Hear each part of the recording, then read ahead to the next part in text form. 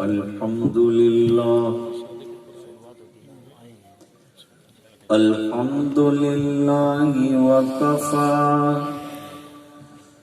وسلام على عباده الذين اصطفى خصوصا على أفضلهم وخاتم النبيين محمد الأمين وعلى آله وصحبه أجمعين.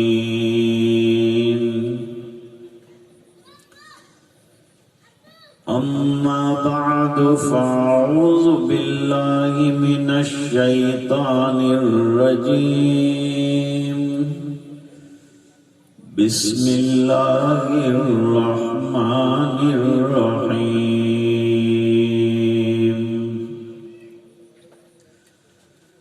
والذي أرسل رسوله بالهدى ودين الحق ليظهره على الدين كله وكفى بالله شهيدا. صدق الله العظيم. اللهم صل على سيدنا محمد وعلى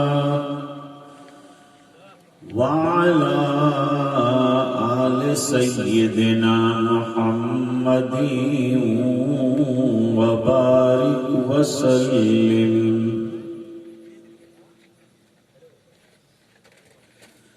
آج کے اجلاس کے صدر باوقار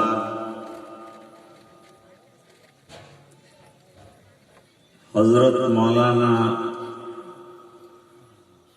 داؤد صاحب دامت برکاتہم العالیہ شہنشین پر تشریف فرما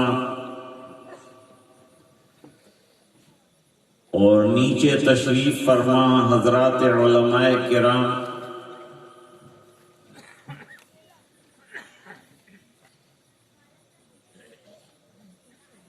برادران اسلام، عزیز طلبہ، معززہ محترمہ دینی ماں بہنیں،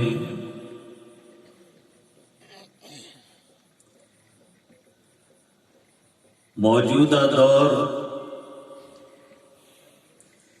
انتہائی طور پر نازک دور ہے.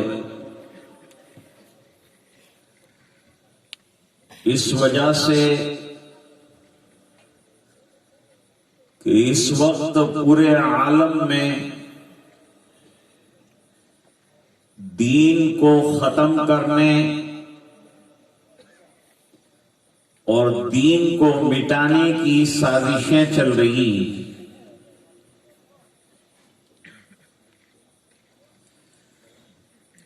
یہ سازشیں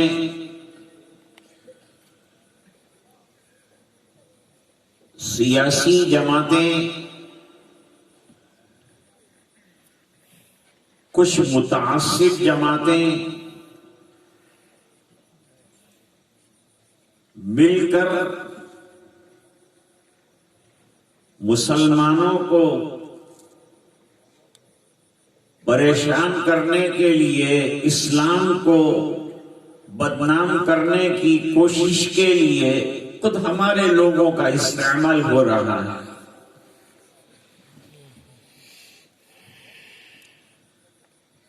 بعض اسلامی ممالک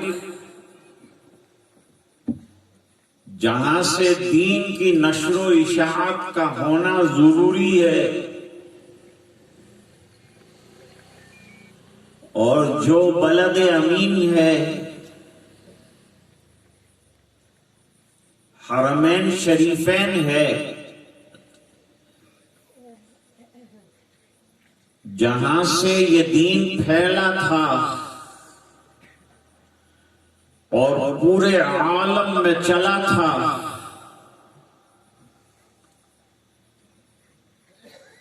وہیں سے اس وقت بے حیائیاں اور عریانیت کی انتہائی درجے کی نشر و اشاعت کا سلسلہ چل رہا ہے۔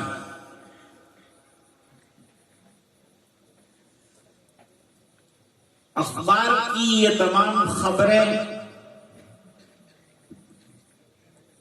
اور نیوز مسلمانوں کو رات دن بے قرار اور بے چین کر رہے ہیں۔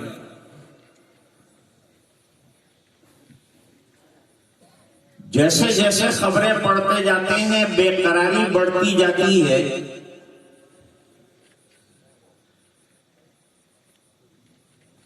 کہ جو حالات اغیار کی طرف سے آنے چاہیے تھے وہ اخیار کی طرف سے آ رہے ہیں۔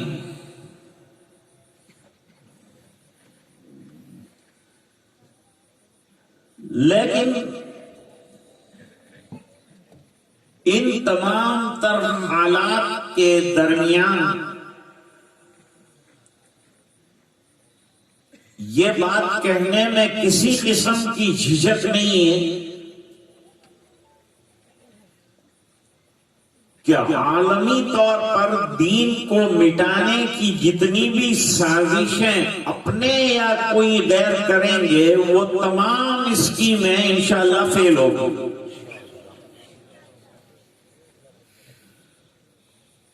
ان سازشوں کا ناکام ہونا یقینی ہے، لیکن شرط یہ ہے کہ ہمیں جو کام دیا گیا ہے، ہمیں جو احکام دیے گئے ہیں وہ احکام ہماری زندگیوں کے اندر آ جائیں۔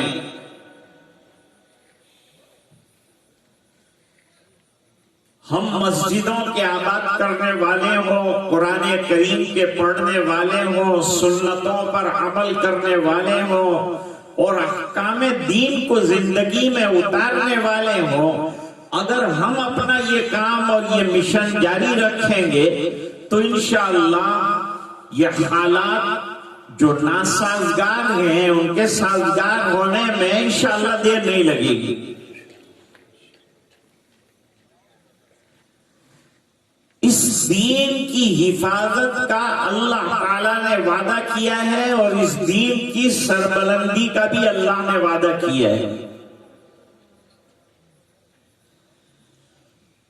لہذا یہ چراغ جس کو بجھانے کے لیے مختلف پھونکیں ماری جا رہی ہیں ان کا ناکام ہونا بھی طے ہے، جیسا کہ پہلے ناکام ہوتی رہی ہیں یہ سازشیں، اب بھی ناکام ہونا۔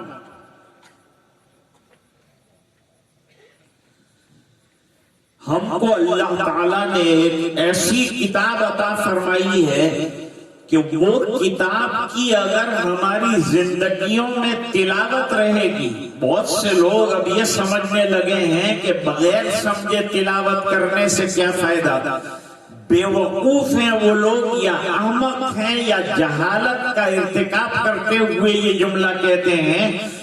پڑھ کر سمجھنا ہے قرآن کریم کو، یہ مقصود قرآن ضرور ہے، لیکن اگر بغیر سمجھے بھی تلاوت قرآن کریم کیا جائے تو رائے گا نہیں۔ قرآن کریم کی تلاوت کے بڑے فائدے، بڑے اجر ہیں، بڑے ثواب ہیں۔ تلاوت قرآن پر گھروں میں سکون اور سکینہ کا نازل ہونا اور رحمتوں کا اترنا حدیثوں سے ثابت ہے، اور دلیل اس بات کی کہ نہ سمجھ میں آئے تب بھی اجر ملے گا۔ عبداللہ ابن مسعود رضی اللہ تعالیٰ عنہ کی حدیث ہے جو صاحب خلاصۃ البیان نے نقل کی۔ عبداللہ ابن مسعود رضی اللہ تعالیٰ عنہ فرماتے ہیں کہ نبی کریم صلی اللہ علیہ وسلم نے ارشاد فرمایا، من قرأ حرفا من کتاب اللہ فلہ بہ حسنہ، جس نے قرآن کریم کی ایک حرف کی تلاوت کی اس کو ایک حسنہ ملے گا۔ والحسنۃ بعشر امثالها، اور ایک حسنہ 10 نیکیوں کے برابر ہے. لا اقول الف لام میم حرف ولكن الف حرف ولام حرف ومیم حرف. نبی کریم صلی اللہ علیہ وسلم نے فرمایا میں نہیں کہتا کہ الف ایک حرف ہے، لام ایک حرف ہے، میم ایک حرف ہے. یہ تینوں حروف مقطعات میں سے ہیں، اور الف پڑھنے پر اللہ 10 نیکیاں دیں گے، لام کے پڑھنے پر 10 نیکیاں دیں گے، میم کے پڑھنے پر 10 نیکیاں عطا فرمائیں گے، 30 نیکیاں.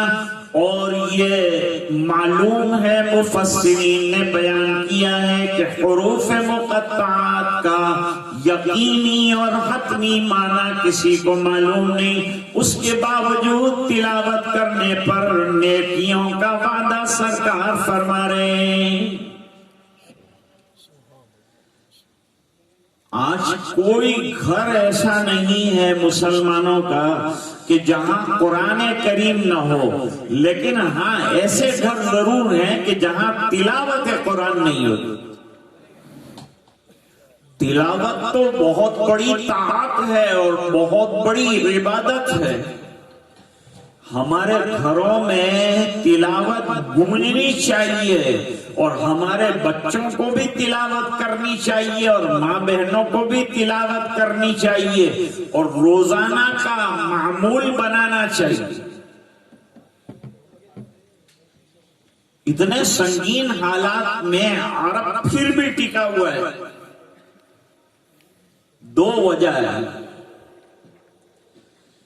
ایک وجہ یہ ہے کہ عربی شخص جہاں وقت ملتا ہے مسجد میں آتا ہے اور مہلت پاتا ہے تو قرآن کریم کھول لیتا ہے اور تلاوت شروع کر دیتا ہے. یہ اس کی خوبی ہے اور کمال ہے. قرآن کریم نے اس کو بچا رکھا ہے. قرآن ہم کو بھی بچائے گا، قرآن پوری ملت اسلامیہ کو بھی بچائے گا. اور قرآن کریم کو حکیم الاسلام قاری محمد طیب صاحب رحمت اللہ علیہ نے فرمایا کہ زندگیوں میں عملی طور پر اگر یہ آ گیا تو حفاظت کا 100% گارنٹی ہے، کیونکہ یہ زندہ کتاب ہے. اگر ہمیں اس دنیا میں زندگی چاہیے اور حالات سے لڑنے کی طاقت چاہیے تو وہ طاقت انشاءاللہ قرآن کریم کے ذریعے سے اللہ تعالی ہمیں عطا فرمائیں گے. ارشاد ربانی بہت واضح ہے، ہم ہمیشہ سنتے ہیں، کوئی نئی بات میں آپ سے کہنے نہیں آیا ہوں. میں یہ کہہ رہا ہوں کہ جس کتاب کو آپ پرانا سمجھ کر چھوڑ رہے ہیں اس کو پڑھیے اور تلاوت کیجیے، اور اپنی اولاد کو پڑھائیے اور مدرسوں میں داخل کیجیے اور مدرسوں کو آباد کیجیے. فرماتے اِنَّا نَحْنُ نَزَّلْنَا الذِّكْرَ وَإِنَّا لَهُ لَحَافِظُونَ. یہ ذکر ہم نے اتارا ہے، اور ذکر تو کرنے کی چیز ہے. ذکر تو ہمیشہ ہوتا رہنا چاہیے. جس طرح کے ہم اللہ اللہ کرتے ہیں، سبحان اللہ پڑھتے ہیں، تلاوت قرآن، یہ بہترین ذکر ہے. اس کو بھی کرتے رہنا چاہیے، پڑھتے رہنا چاہیے. بچے بھی پڑھیں، بڑے بھی پڑھیں، گھر میں بھی پڑھیں، مسجد میں پڑھیں، جہاں موقع ملے تلاوت قرآن کریم سے اپنے آپ کو سرفراز رکھیں. حضرت فرماتے تھے یہ زندہ کتاب ہے. آج دنیا ہمارا گلا گھونٹنے کی کوشش کر رہی ہے، اور ہمارے پاس آکسیجن دینے والا بہترین جو ہے پاور موجود ہے وہ قرآن کریم ہے. اس لیے یہ زندہ کتاب سے اپنے آپ کو جو وابستہ کر لے گا اللہ تعالیٰ اس کی حفاظت فرمائیں گے. کتاب زندہ قرآن حکیم، حکمت اولا یزال است قدیم. حرف اولا ریب نے تبدیل نے آیا شرمندہ تاویل نے. اقبال فرماتے ہیں یہ کتاب زندہ ہے، اگر زندہ رہنا چاہتے ہو تو اس کتاب کو اپنا لو، تلاوت کرنا شروع کرو، اس کے احکام کو زندگیوں میں اتار لو، سمجھنے کی کوشش بھی کرو، مساجد میں تفسیروں کا سلسلہ شروع کرو اور عوام کو سمجھاؤ اللہ تعالیٰ کیا چاہتے ہیں، قرآن کریم کے مطالبے کیا ہیں، یہ ہمیں معلوم ہو جائے۔ جب تک یہ ہے ہمارے پاس دستور زندگی ہے اور مسلمانوں کا یہ حتمی اصول اور ضابطہ اگر ہمارے پاس رہے گا تو انشاءاللہ کوئی ہمارا بال بیکا نہیں کر سکتا۔ لاکھ محنتیں کر ڈالے، قرآن کو بدلنے کی جن لوگوں نے 1400 سال سے محنت کی تھی آج تک ایک حرف نہیں بدل سکے۔ اللہ تعالیٰ نے یہ چھوٹے چھوٹے ننھوں کے سینوں میں قرآن کریم کو رکھ دیا۔ کتنا بھی تم مصاحف کو بدلو تبدیل کرو، لیکن لاکھوں کروڑوں دلوں کے اندر جو قرآن کریم زندہ ہے اس کو ختم نہیں کیا جا سکتا ہے، اور جب تک یہ ان کے دلوں میں زندہ ہے یہ امت ختم ہونے والی نہیں۔ کوششیں رات دن کر لو، جاری ہے کوششیں۔ اپنے لوگ بھی قرآن کریم میں تبدیلی کی بات کرتے تھے، اب کہتے ہیں کہ ہم کو اسلام سے نکال دیا گیا، ہمارے خلاف فتوے دیے۔ جب تم نے قرآن کریم سے آیات کو نکالنے کی بات کی اسی وقت تم اسلام سے نکل چکے تھے۔ ایسے لوگوں کی اسلام کو ضرورت نہیں ہے۔ اسلام ایک دین ہے، حق اور سچا دین ہے۔ اب نیا انوینشن آیا ہے، سائنٹسٹ کہتے ہیں کہ جب بچہ پیدا ہو جائے، جو ہمارے یہاں تحنیک ہوتی ہے نا، کہ بچہ پیدا ہو تو کسی اللہ والے سے کھجور چبوا کر تالو میں ذرا لگا دیتے ہیں، بالکل یہ بات جو ہے وہ 1400 سال کے بعد سائنس کہہ رہا ہے۔ سائنس والے کہہ رہے ہیں کہ اگر بچہ پیدا ہو اور اس کے تالو کے اندر کوئی کیمیکل لگایا جائے، کھجور سے اچھا کیمیکل ہی کوئی نہیں ہو سکتا ہے۔ کھجور بہترین جو ہے غذا ہے، بہترین غذا ہے، بہترین دوا ہے، کتنی دواؤں میں اس کا استعمال ہے۔ اور غذا کے طور پر میرا ایک دوست ڈاکٹر تھا، وہ کہتا تھا کہ میں روزانہ 4 آپریشن ہارٹ کے کرتا ہوں اور الگ الگ آپریشن کرتا ہوں، اور دوپہر کو کھانا نہیں کھاتا، صرف 3-4 کھجوریں کھاتا ہوں اور زمزم کا پانی پیتا ہوں۔ بے فضلہ تعالی شام تک اللہ تعالیٰ مجھے طاقت دے دیتے ہیں اور میں آپریشن کرتا ہوں۔ تو کہتے ہیں کوئی کیمیکل لگا دیا جائے گلے کے اندر یا تالو کے اندر تو اس کا اثر دماغ پر پہنچے گا اور یہ بچے کا برین جو ہے بہت سٹرونگ ہو جائے گا۔ 1400 سال کے بعد سمجھ میں آئی ہے یہ بات، جبکہ جناب رسول اللہ صلی اللہ علیہ وسلم نے تحنیک کے بارے میں 1400 سال پہلے ہم کو بتا دیا ہے۔ اب 1400 سال پیچھے چلنے والے لوگ دین کے ساتھ کیسے چل پائیں گے؟ اگر چلنا ہے تو دین میں آ جاؤ، اس صداقت کو قبول کر لو، اس حقانیت کو قبول کر لو۔ اور یہ بات کے لیے میں دلیل حدیث سے آپ کی خدمت میں پیش کرنا چاہتا ہوں کہ جتنا پروپیگنڈا، لوگ جانتے ہیں کہ قرآن اگر ہٹ گیا بیچ میں سے، احادیث رسول ہٹ گئی تو مسلمان کی کوئی حیثیت ہی نہیں رہے گی۔ عالم کی زندگی سے قرآن نکال دیا جائے تو کیا عالم رہے گا وہ؟ حافظ کی زندگی سے قرآن نکال دیا جائے تو کیا حافظ رہے گا وہ؟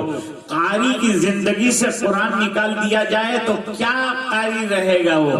اور محدث کی زندگی سے قرآن کریم نکال دیا جائے تو کیا محدث رہے گا وہ؟ اور مفسر کی زندگی سے قرآن کریم کو نکال لیا جائے تو کھوکھلا رہ جائے گا، کیا رہ جائے گا اس کے پاس؟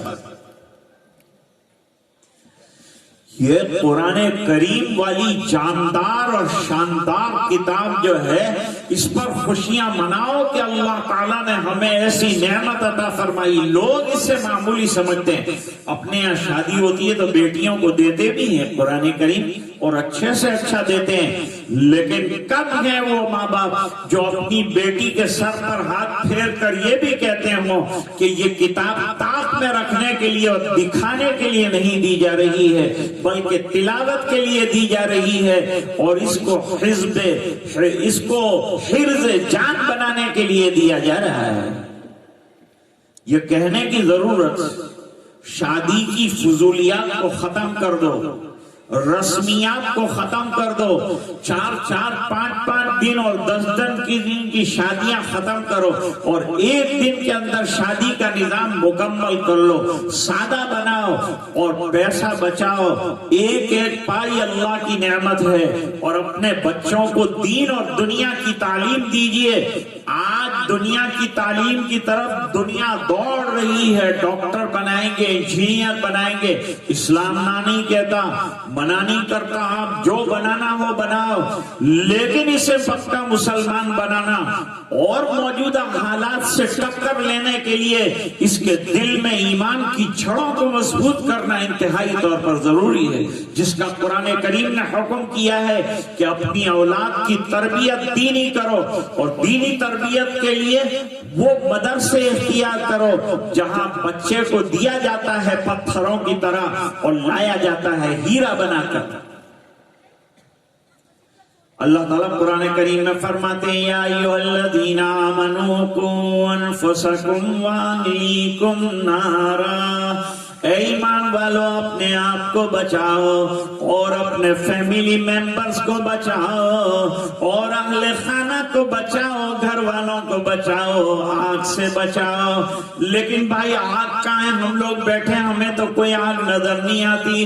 علماء فرماتے ہیں ہر گناہ آگ ہے.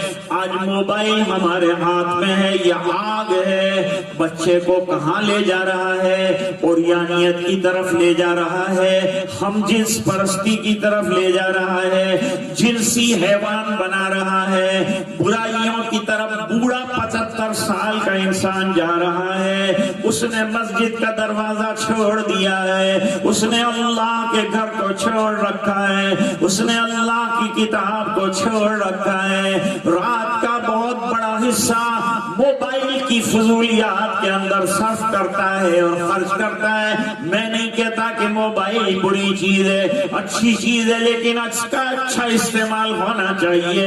اچھا استعمال کرنے کا طریقہ آپ کو معلوم کرنا ہو تو اہل اللہ سے معلوم کرو, اہل علم سے معلوم کرو, علم والوں سے معلوم کرو.